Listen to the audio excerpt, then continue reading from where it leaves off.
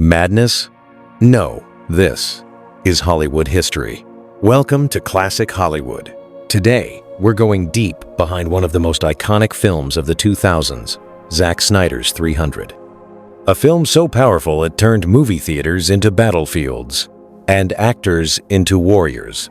But behind every glorious frame of bronze light and Spartan pride, there were real wounds, real tears, and even real fear. Actors injured, careers nearly destroyed, a worldwide boycott, and a training regime so brutal it literally broke bodies. This is the true story behind 300, the hidden madness, tragedy, and courage that Hollywood tried to bury. Let's begin. Number 1. I nearly lost my vision. I nearly lost my vision. I nearly lost my vision. When Gerard Butler first stepped onto the set of 300, he wasn't stepping into a film, he was stepping into a trial by fire. He wasn't just acting as King Leonidas, he was about to live the pain, sweat, and suffering of a real Spartan. The first few weeks were already brutal. Every day began before sunrise. Hours of training, battle choreography, and endless takes under searing studio lights. The air inside the warehouse was thick, heavy with heat, sweat, and the metallic scent of prop weapons. The set looked like a painting, but it felt like a war zone. And then, it happened.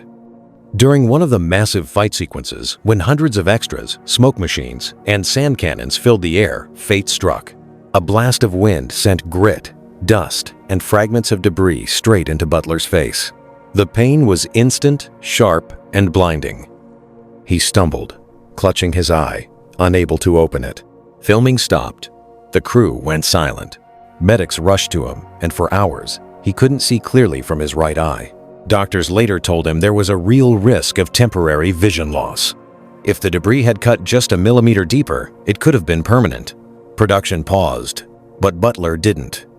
He refused to leave, refused to rest, refused to show weakness. In interviews years later, he said quietly, "I couldn't quit. Leonidas wouldn't have quit, so neither could I." He returned to set with bloodshot eyes and bruises that ran down his arms and shoulders. Every swing of his sword tore at his already strained muscles. Every shield bash sent pain shooting through his body. But he kept going. Zack Snyder later said with pride and a little disbelief, "Gerard wasn't acting, he was fighting for real. That's why the camera believed him." Crew members remember the way he'd walk onto set each morning. Eyes red, voice hoarse, body trembling slightly from exhaustion. Yet the moment the camera rolled, he became Leonidas. No makeup, no stunt double, no hesitation. He was the king of Sparta, and for those few months, he lived like one driven by sheer willpower and something deeper than ambition, a need to be worthy of the legend he was portraying. It was that same drive that made the film unforgettable, every scar, every drop of sweat, every roar of defiance, all real. And while audiences cheered the warrior they saw on screen, none of them knew the truth. Behind the lens, that same warrior had come dangerously close to losing not just his vision, but everything. Number 2. I refused, and they tried to erase me. In quoting Sismane's asking for medicines to in 22 stands, in quoting Clive's to in 22 stands, offens. Before the world knew her as Cersei Lannister, before the crowns, the intrigue, and the Game of Thrones fame, Lena Headey was a young actress fighting a real battle of power, one that had nothing to do with ancient Greece and everything to do with Hollywood's darkest reality. When she was cast as Queen Gorgo in 300, many saw it as her big break, a chance to play a woman of strength and dignity in a male-dominated epic. But long before the cameras rolled, Lena had already faced the kind of confrontation that would change her life forever. It happened behind closed doors, in the polished, quiet offices of a powerful Hollywood producer, a name that would later shake the entire industry, Harvey Weinstein. In her own words, Lena described that day as a moment where the air in the room changed. What began as a professional meeting suddenly became something else, a shift in tone, in body language, in intent. When she refused his unspoken invitation, she didn't yell, she didn't make a scene. She simply stepped back and said, "No." For a few seconds, silence. Then Weinstein's voice dropped cold and measured. "Don't ever embarrass me again." No shouting, no threats, just a sentence heavy enough to crush careers. And that's exactly what followed. The roles that had been in the works vanished. The scripts that were on the table never arrived. Her agent stopped getting callbacks. It was as if an invisible door had slammed shut. Lena later said, "It felt like being erased, slowly." And even when she fought her way back into auditions, the harassment didn't stop. One casting director, emboldened by power, told her to make the audition a little more fun. In quote, "Is the snacks Hannity?" Lena smiled politely, declined, and walked out. By the end of the day, her name was gone from the shortlist. Years later, she would look back and say it felt like moving through fog, still working, still trying, but always feeling the weight of something pressing down on her career. Then came 300, a role that mirrored her life more than anyone realized. As Queen Gorgo, she stood before the Spartan council unflinching, proud, demanding justice in a room full of men who refused to listen. She wasn't just performing, she was reliving her own struggle against the quiet tyranny of power. Her performance was magnetic-controlled strength, quiet fury, unwavering resolve. The same resilience that had carried her through real-life humiliation now burned through her character. Zack Snyder later said, "Lena wasn't acting courage, she brought it with her." And yet, when 300 hit theaters, the backlash was cruel and ironic. Some viewers, mostly men, attacked her for a scene she hadn't written, for a choice her character was forced to make. They accused her of betraying strength, of being weak. She said later, "They confused the actress with the role. I was just telling the story." But history has its own sense of justice. Years later, when Game of Thrones premiered, those same voices that mocked her were now cheering her name, praising the same steel and defiance that had once been dismissed. Lena Headey didn't just survive Hollywood's power games, she outlasted them. Her courage off-screen gave her the depth to embody some of cinema's most unforgettable queens. And when she looked back at 300, she saw something poetic. The woman who refused to kneel in Hollywood had been destined to play the woman who refused to kneel in Sparta. Number 3. We were boycotted worldwide, and the threats were real. When 300 exploded onto theater screens in 2006, audiences didn't just watch it, they felt it. The screen glowed with fire and gold, Spartan shields flashing under crimson skies, warriors frozen in poses that looked like ancient murals come to life. Every frame was deliberate, every movement mythic.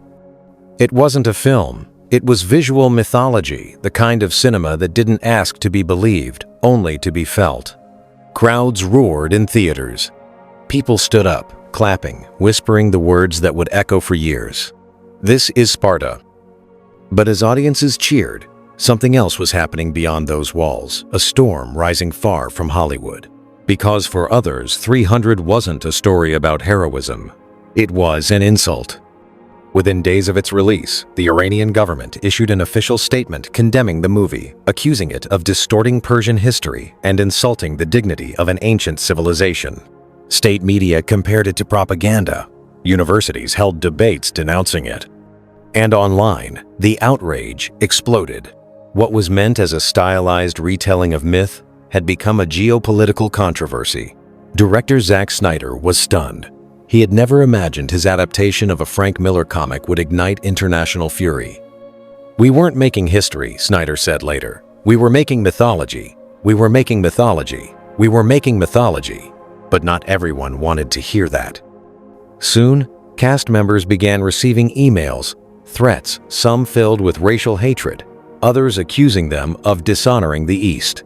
Warner Brothers had to step in. Security was increased. Promotional events were rearranged or quietly canceled. Gerard Butler, who had poured his heart into Leonidas, later said he couldn't believe how intense it got. "It's strange you go from playing a hero to being treated like an enemy." Even during the film's press tour, interviewers were divided. Some praised Snyder for crafting a new kind of cinematic art, a living comic book. Others interrogated him about cultural sensitivity, demanding to know if 300 was a political statement. Zack stayed calm. He always answered the same way. Bequayan's 5. His S part. This was never meant to offend anyone. It's not a textbook, it's a legend.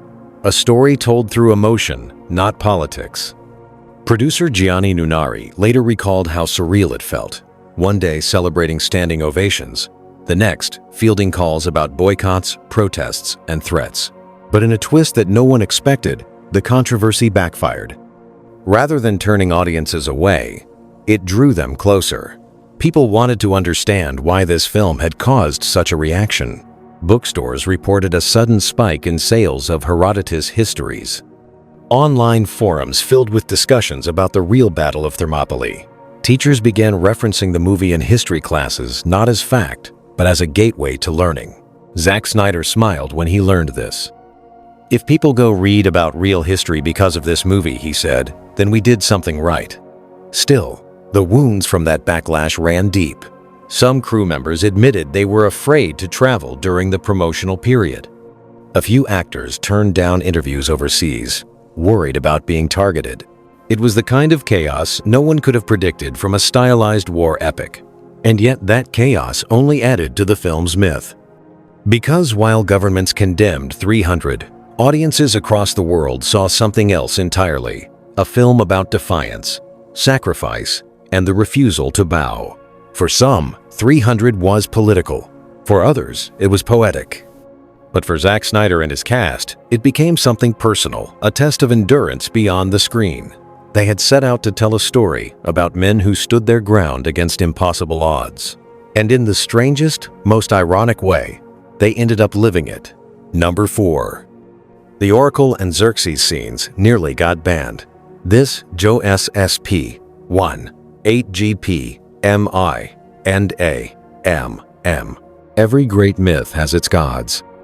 And in 300, no presence loomed larger or more hauntingly beautiful than Xerxes. Towering, gold-skinned, draped in jewels and shadow, Rodrigo Santoro's portrayal wasn't just a villain. He was something beyond human, a figure of divine power, seductive and terrifying in equal measure. But what most audiences never knew is that Xerxes almost never appeared the way we remember him. Two key scenes, two moments that define the tone of 300 came seconds away from being erased by the censors. It began in the editing rooms of Warner Brothers, months before the film's release. The movie had just been submitted to the MPAA, the board that determines whether a film is fit for public viewing. Inside those rooms, the review team froze at two sequences: the ethereal oracle scene and the chilling confrontation between Xerxes and Leonidas. To audiences, the oracle was hypnotic. A girl floating, moving as if underwater, her body swaying to a rhythm between dream and prophecy. Smoke coiled around her like ancient spirits. Her skin shimmered in blue and gold. It wasn't erotic. It wasn't violent. It was pure myth, a trance on film. But to the MPAA, it was too much. They ruled that the scene's tone, its movement, its lighting, carried sexual implications unfit for the film's intended rating. Then came the Xerxes scene, the moment when the God King places his hand upon Leonidas, not as a gesture of temptation, but as an act of domination, the pure embodiment of psychological power. For Snyder, it was a pivotal point, the second that defined what the film was really about, how power doesn't just strike with swords, it presses down, silently, until you break. But again, the board disagreed. They saw what they called an unsettling intimacy between the two men. Too provocative, too ambiguous, too much. Warner Brothers executives panicked. The word cut started to echo through the studio halls. Without approval, the film couldn't get a wide release. Gerard Butler remembered the moment vividly. "I couldn't believe they wanted to remove it," he said. That scene wasn't romantic, it was psychological warfare. Snyder refused to back down. He walked into the MPAA's review meeting himself surrounded by still frames, sketches, lighting tests. He played the scene in slow motion, explaining every gesture, every pause, every breath. "This isn't about seduction," he told them. "It's about submission and power. Xerxes doesn't tempt Leonidas, he tests him." Crew members recalled watching Snyder fight through 3 separate review sessions, each one more tense than the last. At one point, they rewatched the same 20 seconds nearly 20 times, breaking down the meaning of every frame. Eventually, a compromise was reached. The pacing was adjusted. Some shots were softened, but the spirit, the power, remained untouched. And when the film finally hit theaters, both scenes survived, exactly as Snyder intended. The result? Audiences didn't see controversy. End quote. In quote. Audiences didn't see controversy. They saw art. They saw divinity and dominance woven together like an ancient painting come to life. Rodrigo Santoro later reflected on it. People thought Xerxes was a villain, but I saw him as a god who feared nothing until he met someone who did. Ironically, the very moments the MPAA feared would offend became the film's most iconic symbols. Scenes studied, parodied, even worshipped for their haunting, mythic energy. And behind those flashes of gold, sweat, and smoke was a director fighting a different kind of war. The battle between art and approval, between expression and permission. Snyder won, barely, and in doing so, he preserved one of the most visually striking moments in 21st century cinema. But little did anyone know, while the censors fought over what looked too intense, they were about to cut the scene that sounded too intense. A single line of dialogue that would go on to echo across pop culture for decades. Number 5. This is Sparta, the unscripted shout that almost got cut. Some lines are written, others are born. And when Gerard Butler stood at the edge of that dark stone well facing down a trembling messenger, no one on set realized they were seconds away from filming a moment that would change pop culture forever. It wasn't planned to be like that. The line, "This is Sparta," was in the script, yes, but not the way the world remembers it. Originally, it was meant to be cold, restrained, royal, a quiet declaration of pride before the act. Zack Snyder wanted composure. Butler wanted fire.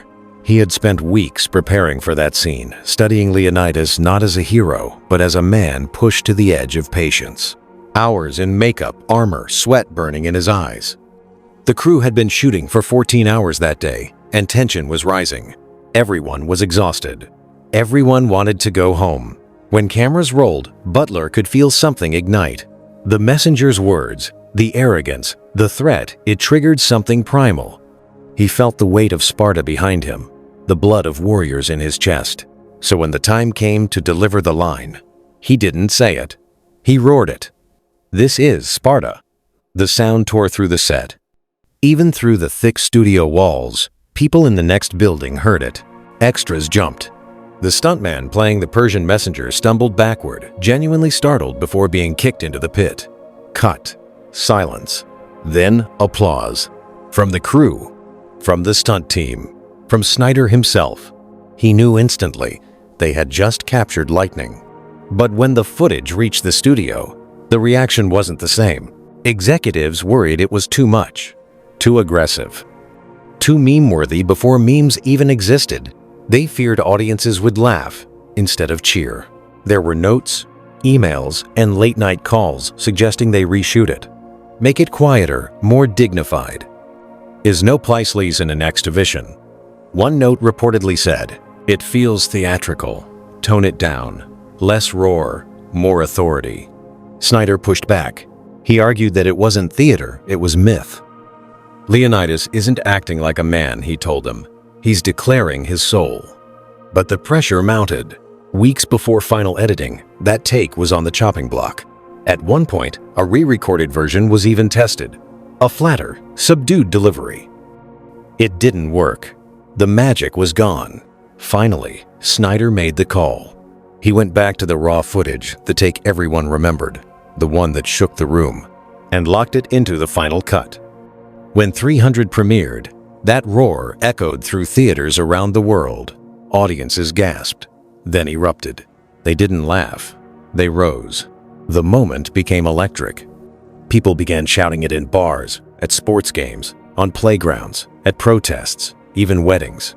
The line crossed languages, borders, and generations, and for Gerard Butler, it became both a blessing and a shadow.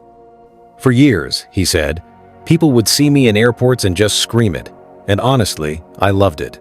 But what no one saw on screen, what the camera didn't capture, was that right after the take, Butler's voice was gone. Completely. He couldn't speak for the rest of the night. He sat in silence, wrapped in a towel, sipping tea while Snyder replayed the footage over and over, whispering, "That's it. That's the movie."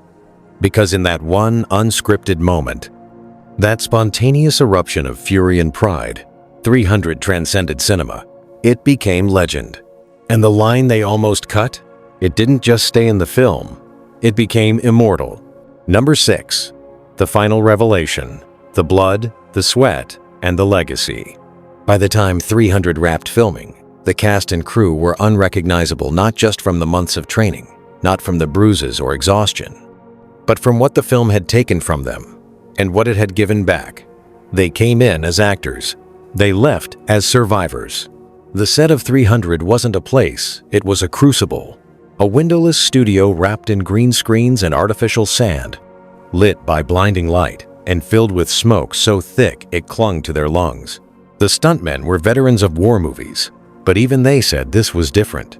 No doubles, no cheats, no faking it. Every fall hurt. Every roar ripped through tired throats. Every strike of a sword sent jolts of pain through already battered muscles. Gerard Butler had torn his shoulder. Michael Fassbender had sprained his knee. David Wenham, the voice of the film, would lose his voice twice. And yet, they kept going. They said the same thing. We weren't making a movie, we were making a legend. And when the final battle scene was shot, hundreds of men, bare-chested, shouting in unison as fake arrows rained from above. Zack Snyder called cut for the last time. The silence that followed wasn't joy. It was reverence. Because everyone knew what they had just endured. A film born in sweat and dust would live forever in gold and fire. When it finally premiered, critics were divided. Some called it a masterpiece of visual art. Others called it violent, exaggerated, too stylized to be real. But that was the point. 300 was never meant to be real. It was meant to feel real, to strike the heart the way legends once did, around firelight, in stories passed down by fathers and sons. And it did. Teenagers copied the workouts. Artists studied the color palette. Filmmakers borrowed its style. Historians debated its accuracy, and philosophers debated its meaning. For Zack Snyder, it wasn't about politics or propaganda. It was about immortality. Every generation has its myths, he said. Ours just happens to be filmed in high definition. End quote. Nearly 2 decades later, 300 still stands. Not just as a film, but as a monument to something raw and defiant inside every human soul. It's the voice that screams when the world tells you to kneel. It's the echo of a heartbeat that refuses to quit. It's a reminder that sometimes myth tells the truth better than history ever could. And as the music fades and the credits roll, we remember the men and women who bled for art, who dared to turn a comic book into a modern epic, who gave their bodies and their spirits to bring ancient fire back to the screen. Because for them, it wasn't just about Spartans. It was about all of us. Every time we face the impossible, every time we stand when we should fall, every time we whisper through pain and fear. We are still here. And that was another untold story from the golden reels of cinema. Behind every legend, every scene, every line we've memorized, there are real people, real pain, and real passion that time can't erase. Because here on Classic Hollywood, we don't just watch movies. We travel back to where they were born, to the sleepless nights, the broken sets, the wild ambition that made them immortal. If you felt that journey, don't forget to leave a like. It tells the story that you were here. Share it with someone who loves film history as much as you do. And if you haven't already, subscribe, because every week we uncover another masterpiece. From the vaults of Hollywood's greatest secrets, this is Classic Hollywood, where legends never fade. They just wait for us to press play.